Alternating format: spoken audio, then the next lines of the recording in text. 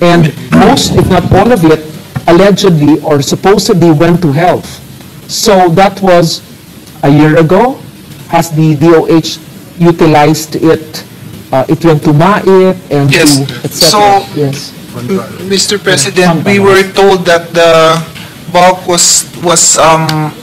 went to the health emergency allowance of the health workers, and then the others were other health related. So here, the Secretary just gave me 27.45 billion for the health emergency and benefit allowances of health care workers, 10 billion for MyFIP, 4.10 billion for procurement of various medical equipment of DOH, hospitals, LGUs, and facilities, 3.37 billion for construction of 3 DOH health facilities, 1.69 billion for HFEP, 13 billion for mandatory government counterpart financing for foreign assisted projects.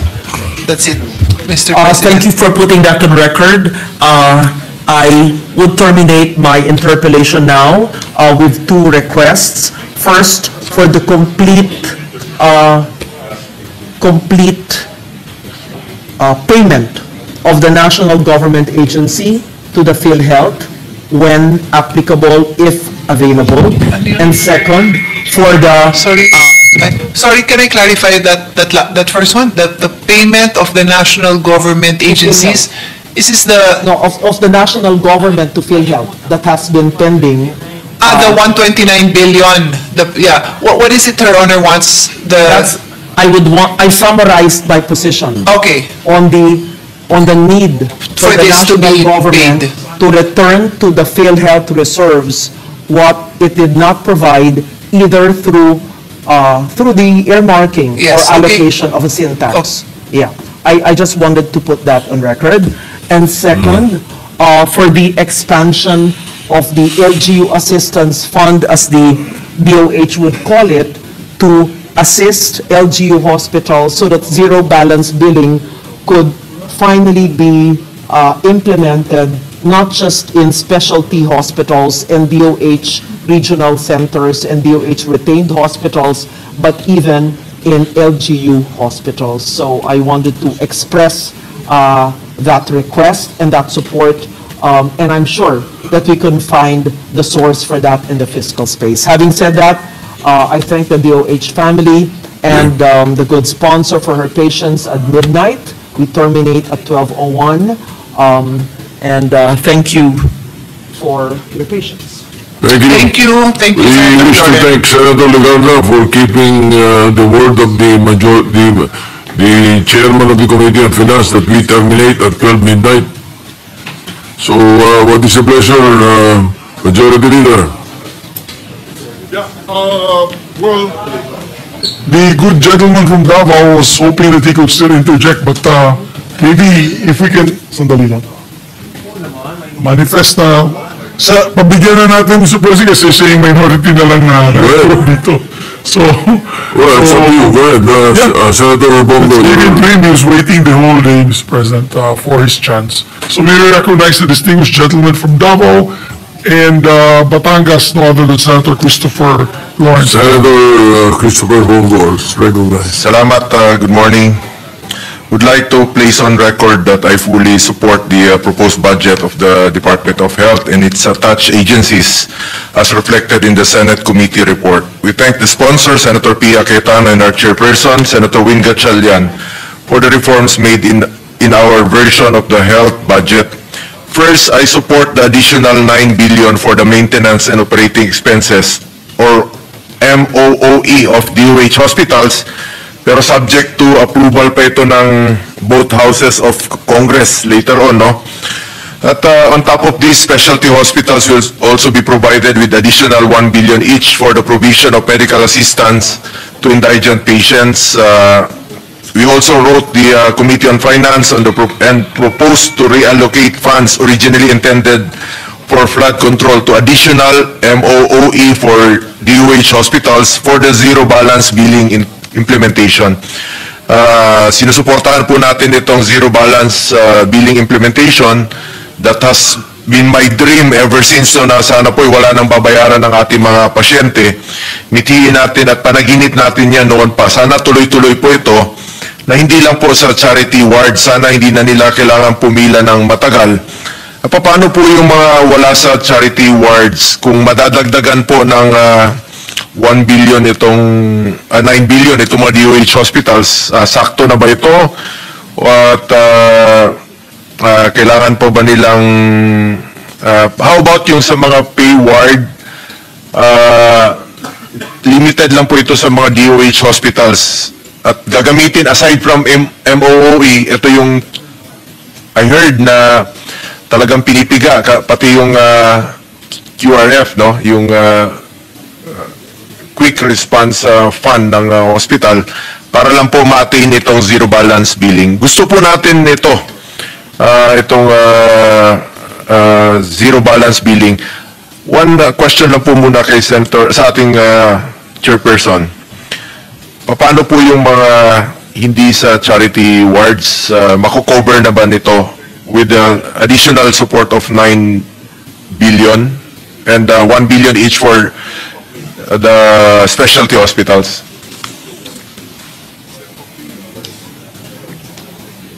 Mr. President, for those who are not in the charity ward, they are covered by PhilHealth.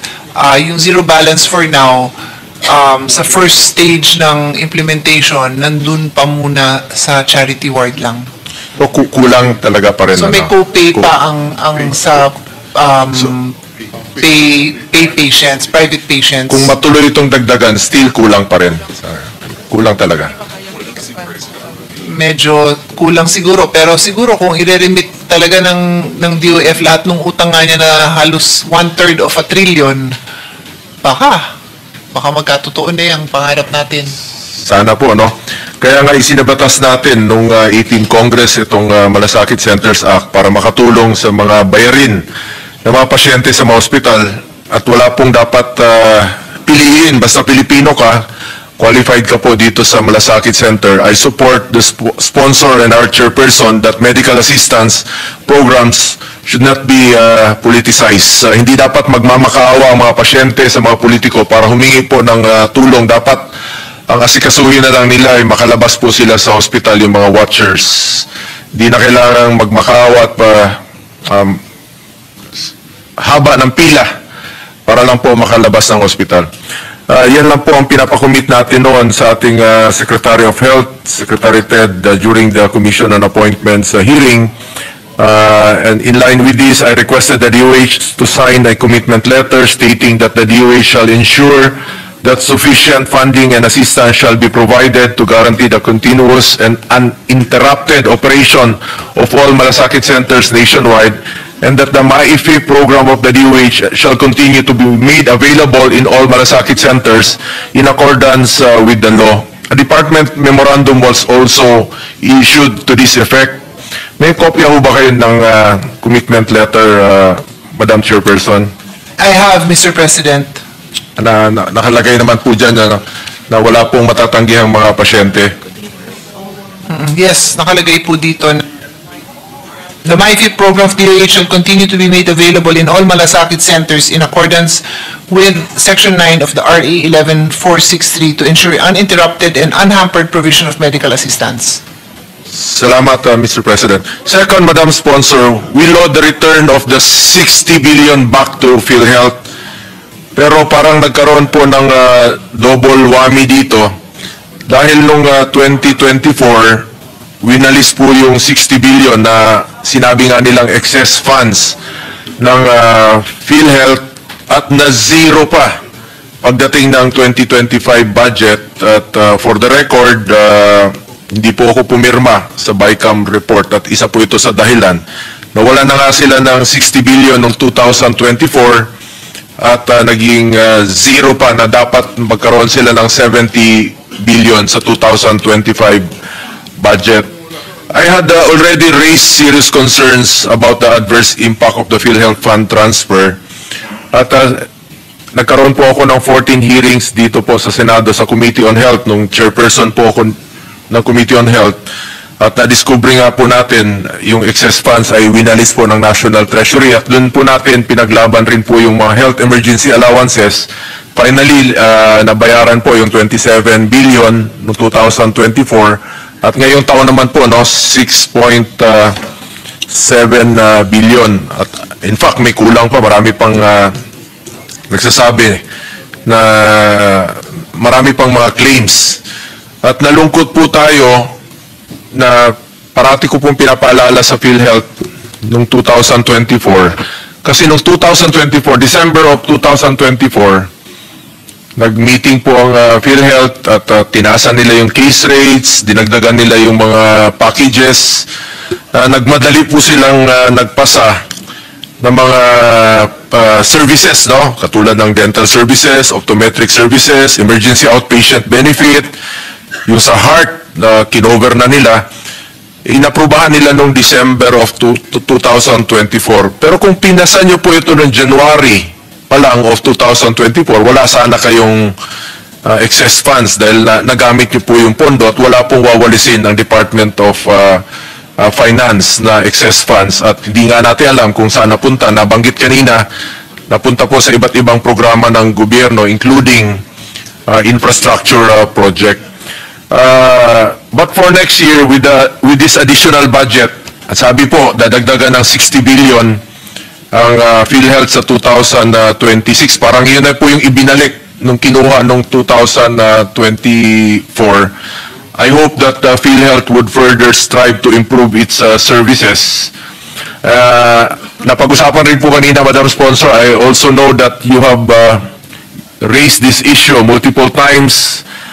Kanina rin po sa interpellation na hindi po nabibigay ang dapat na pupunta sa PhilHealth based sa earmarking na nakasaad po sa mga batas tulad ng syntax laws. Does the committee have any plans to address this, Madam President? Mr. Question, what is the question? Since napag-usapan po kanina itong earmarking po ng syntax laws, no? Since hindi nabibigay po yung nakasaad sa batas sa ngayon, does the committee have any plans to address this?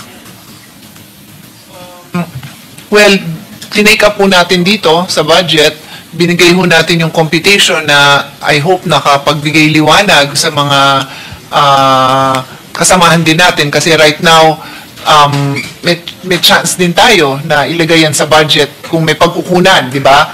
Pero kung hindi kasi, sana nandun kasi talaga sa NEP yun dahil utang talaga yan from previous collections. Pero kung antayin natin sa NEP, di next year pa yun. Kung kayang gawa ng paraan, kayang hanapan ng pondo kahit konti, pwede. Pero kasi katulad nung idagdag ko lang yung sa PCSO and PAGCOR, wala pa silang pinapadala. Wala, zero. So, it's in Treasury. So, dapat nabigay po yun. So, medyo it's in the hands of the executive. Nagpupush po tayo. Sana, sabi nga, I think it's Senator Loren who recommended na baka we can file a resolution and collectively fight for this.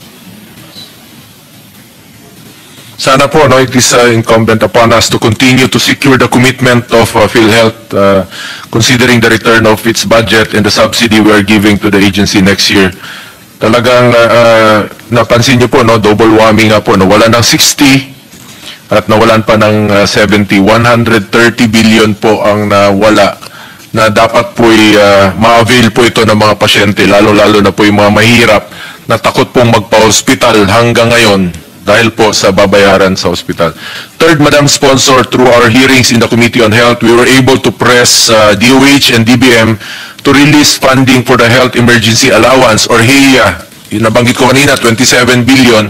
At ngayong taon naman po, 6.7 billion para sa mga appeals or unpaid HEA. Sa batas nating isinulong, Republic Act 11712,